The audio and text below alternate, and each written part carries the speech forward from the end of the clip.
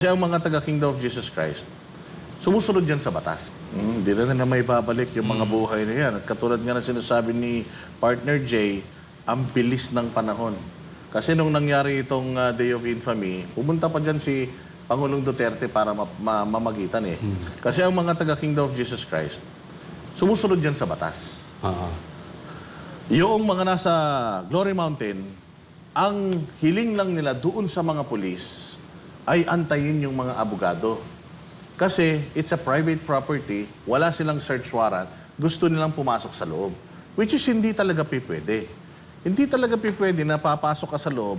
Kasi natapos na nga tayo Coach Oli, doon sa era na huhulihin kita sa presinto ka na lang magpaliwanag.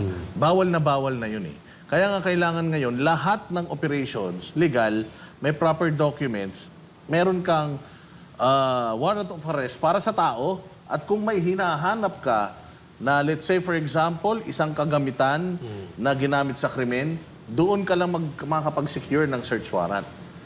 So technically, hindi sila pwedeng pumasok dito. Ang kailangan lang nilang gawin is tanungin kung nandito yung taong hinahanap nila.